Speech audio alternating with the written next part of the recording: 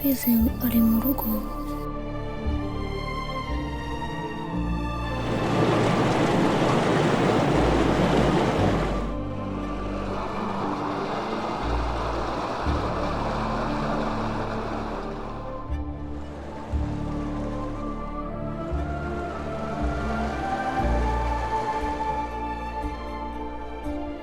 Ese mwana wandahera hehe ninjira ye? Ko mfite isoni n'ibyo nakoze n'amakosa yose.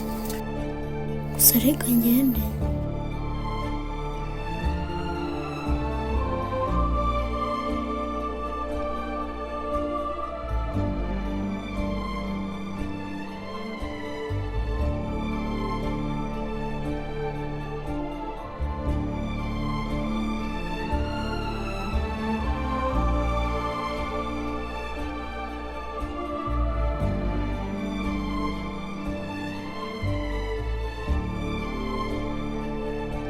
Ngende nicare hanze ntegereze boss wanjye nasohoka ndatuma asobanura ibi byose ko nta kintu nibye ubu nzahera njya gusaba imbabazi. Gusa reka ngende.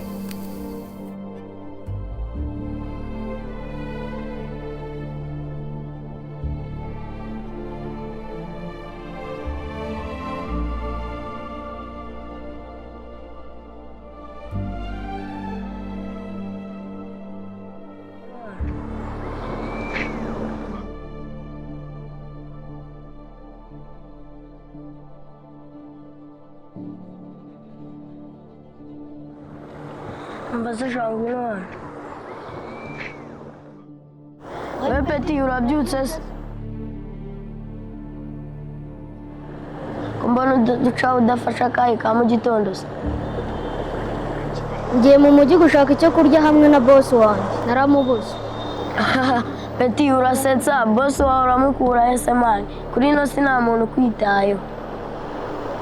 Basha Peti, ngwino twiyicarire twisangirire boss wawe umwibagirwe ntawe ukwitaye.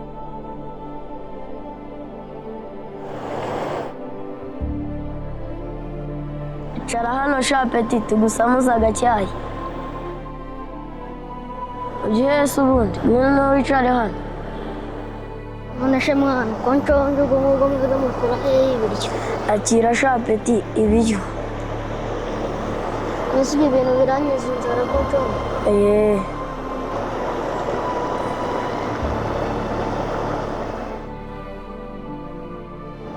Ese mwana ibi bintu birakora? Cyane. Ubwo nimba ufite n'amafaranga tubwire tujye kugura kandi dore akacu urakanyweye.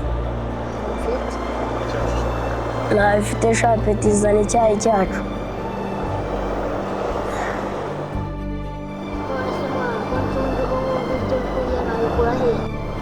Ako ufite imiteto none se ubu ngubu twe tubikura he? Ahubwo wowe ngwino tujye kukwereka ahantu tubikura natwe turiba.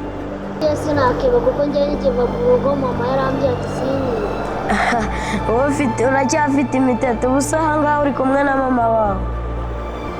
Ngaho umusanga. Uracyafite imiteto ubu se aha ngaha uri kumwe na mama wawe? Uri tayari se ngende tukwereka ahantu dukura ibiryo? Kubera ko twe tubayeho life yo kwiba. Ugabanye imiteto. Navuye mu rugo banyirukanye ubu ngubu ntabwo nasubirayo.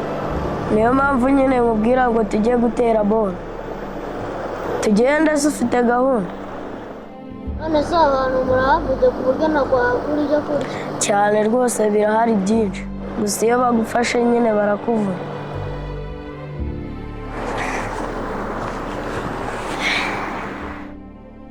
None se ubu ngubu mwana ubu ngubu tugende mwana? Gabanya imiteto mwana ngwino tugende. Wowe Peti ugomba gukura. Wowe Peti hariho mu rugo dufite ahangaha n'ahandi mu rugo hari na mama wawe hari.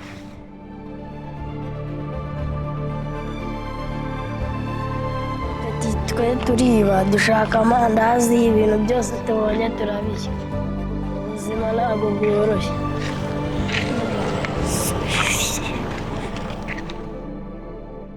Gusa uyu muhanda uraryoshye ntuzave mu muhanda.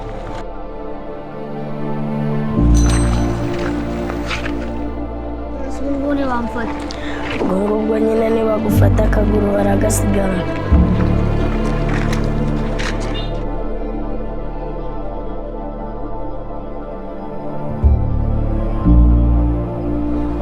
Wowe ufite uracyafite imiteto, wowe ngwino tugende dushaka ahantu dukura amandazi cyangwa se ducakuza abantu. Ahangaha niho mu rugo dufite n'ahantu.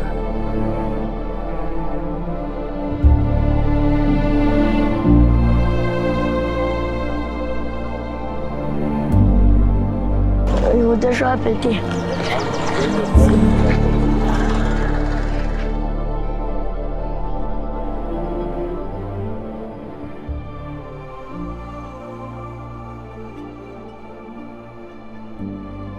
Mwana bacuruza inyama n'inzoga hariya ntabwo wajya kwiba, bagufashe bahita bakwica. Reka tujye kureba umuntu tujijisha tumwambura amandazi. Peti tugende tukwereka ahantu twiba amandazi hariya hano batadufata. Iyo uriya mucuruza turya amandazi tukwereka ikibuga.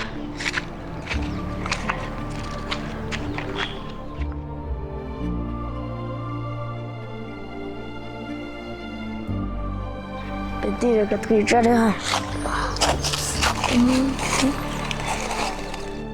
Peti urabona iriya butike tugiye kugenda duterure tuhite twirukanka. Ntiwongere kunzanaho imiteto mama wawe ntawe uri hano. none se ntibamfata kandi mama yarambujije. Peti gabanya imiteto ariko cyangwa uhite uhaguruka hano uve hano.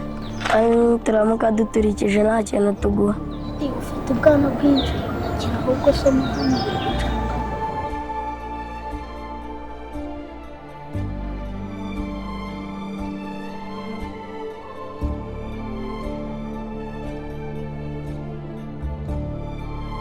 Peti byaba biriya bishyimbo cyangwa amandazi tugiye kugenda tubiterure tuhite twirukanka aho bafata n'ikazi. Neza nsomeho ndi kumva iki kintu nta kibazo. Ndi kumva ameze neza twagenda. Tugiye gushaka ukuntu tujijisha uriya mucuruzi duterura amandazi twiruka. Nta kibazo nditeguye.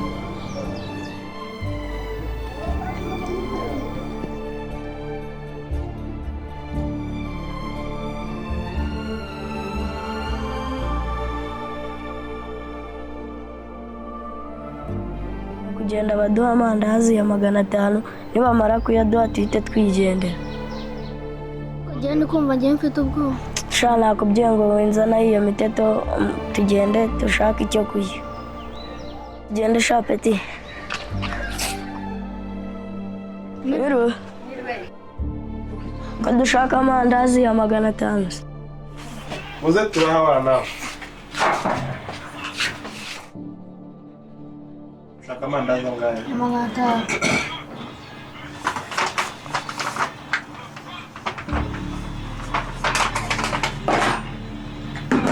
Niki kindi?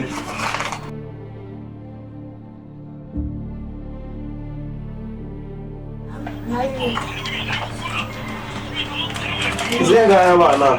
Eshatu.